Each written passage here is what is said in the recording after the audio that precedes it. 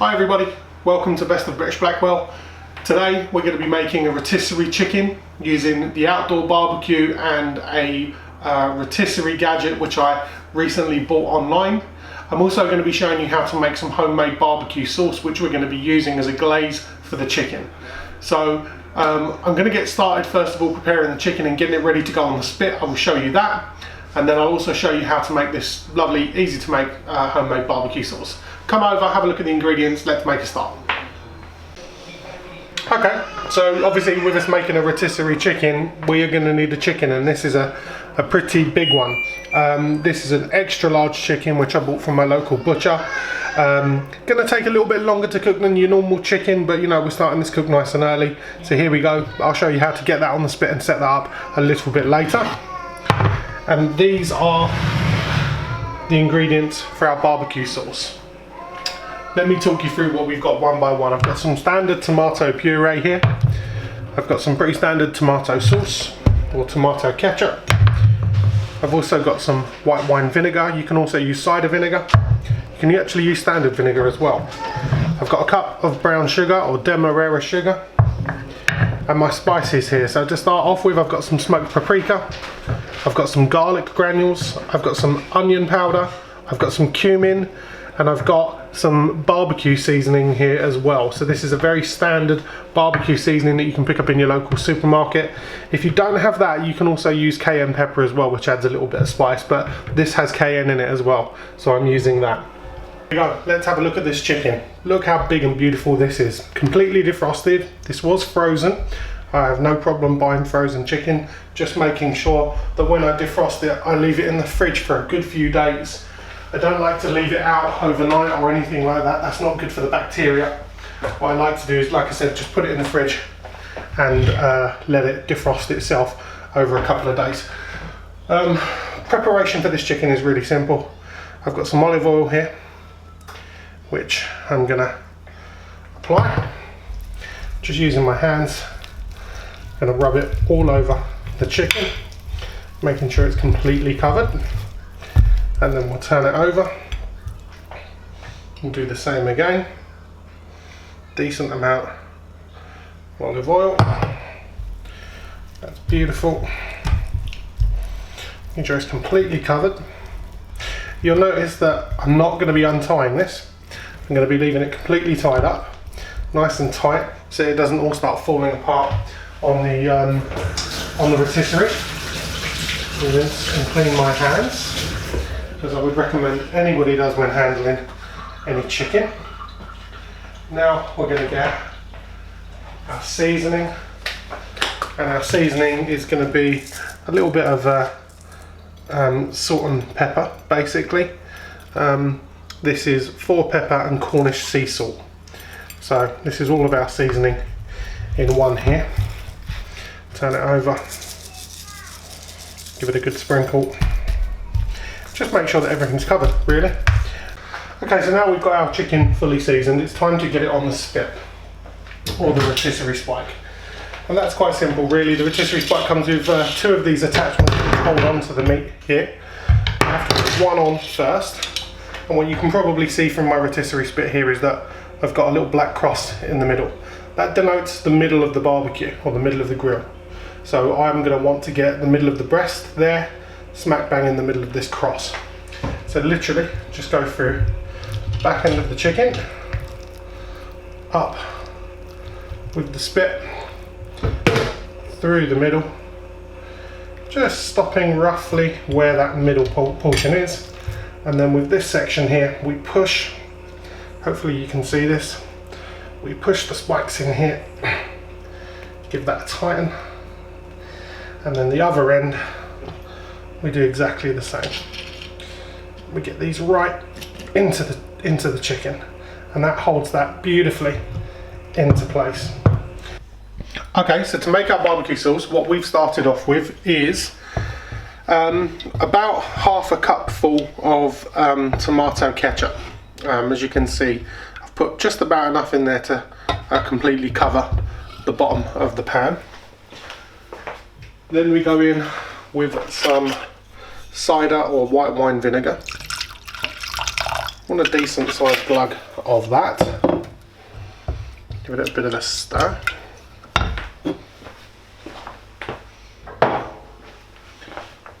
Then we're going to go in with all of our spices, every single one of them. There we go. Make sure that these are well stirred in before you add any other ingredient.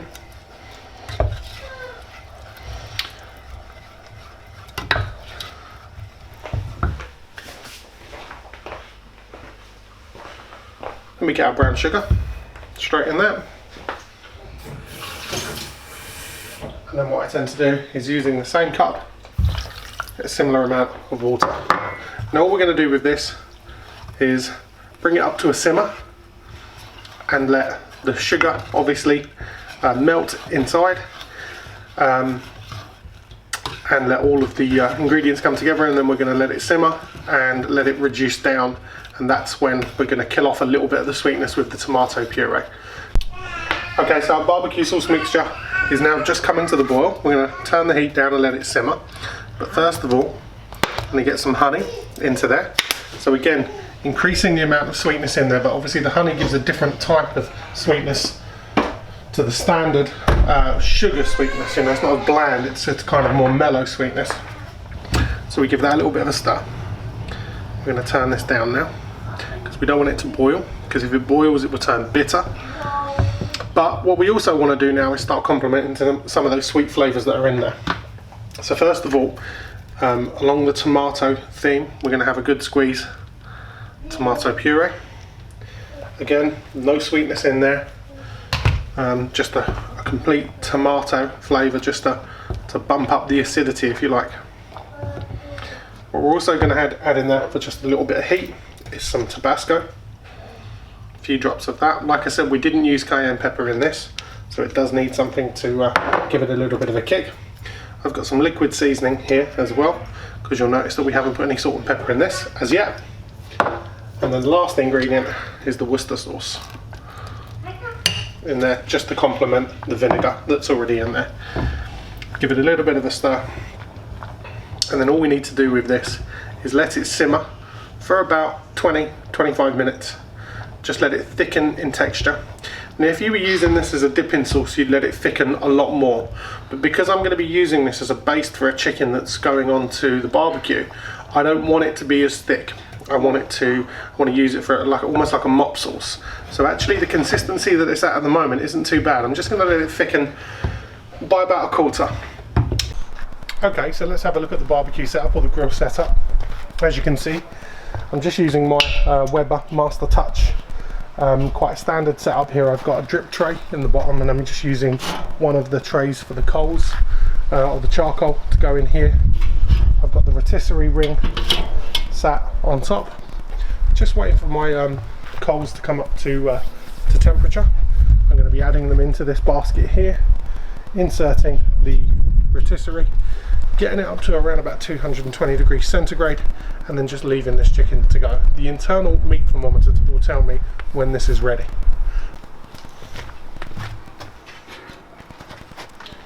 Okay, so I'm pretty happy with these coals now.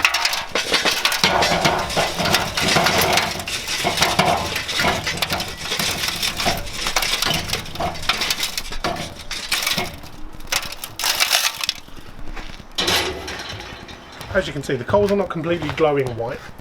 We're not fussed about that. They're going to get hotter as they stay in that cradle, and this is going to be quite a long cook anyway. So let's get our chicken on there.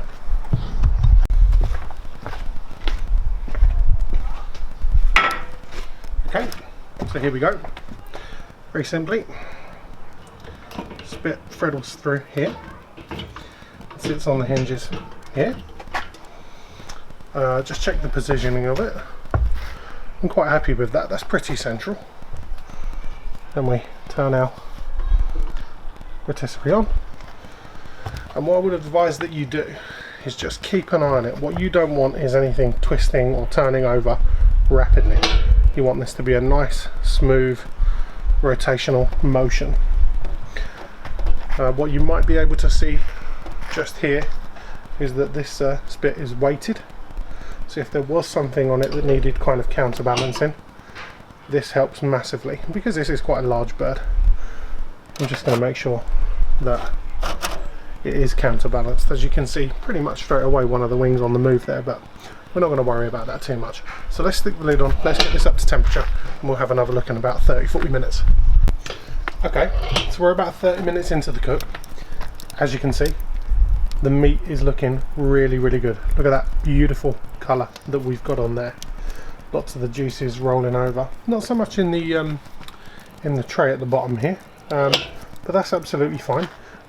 What you might also notice is that I added the second cold tray in here as well. That was because the temperature wasn't getting up as high as I wanted it. So I added the second tray just to get the heat up a little bit. What I'm going to do is, at this stage, I'm going to add some of this beautiful barbecue sauce that you saw us make earlier straight on to this chicken. Okay, so just take a look at this. This has had 2 bastings now of this barbecue sauce, and as you can see, the thickness of the sauce has meant that it's stuck really beautifully to the outside of this chicken.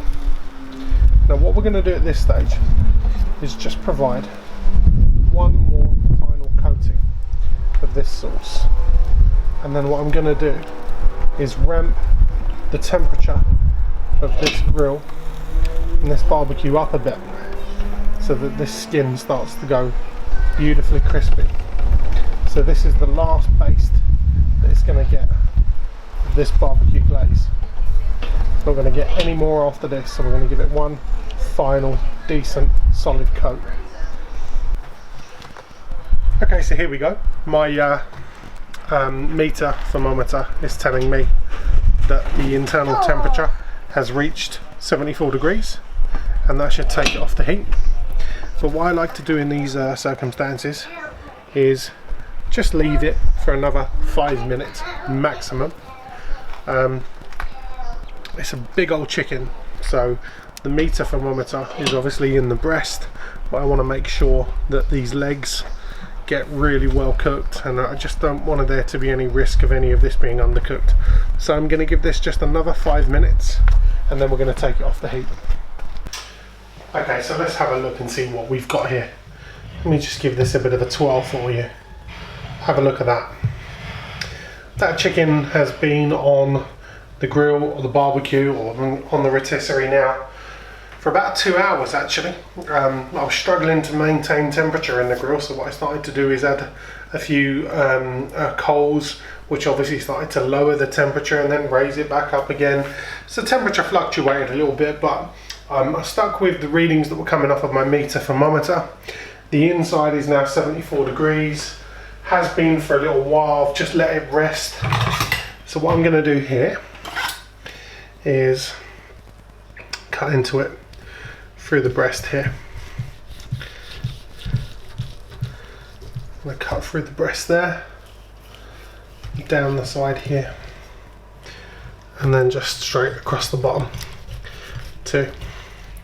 And hopefully what we'll get off of here, and hopefully what you're seeing at home, is a beautiful bit of breast meat. What we're also going to do now is just take this piece of meat and start slicing it. It's been resting for a little bit, not too long, and also because I added a little bit of wood to the barbecue, you can see there's that kind of red tinge to this meat. Wow, that is beautiful. Just a hint of smoke, beautiful chicken flavour, very succulent, but also very sweet. That barbecue sauce and barbecue glaze has made this a beautiful piece of meat.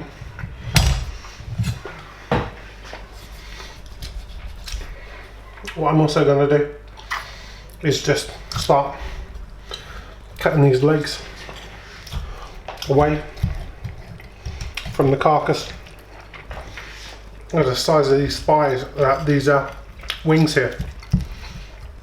I mean, look how beautiful they are. Guys, thank you for watching. tonight I'm serving this up with a little bit of homemade potato salad and just a little bit of garden salad there. Really good dish, really easy to make as long as you've got the accessories obviously.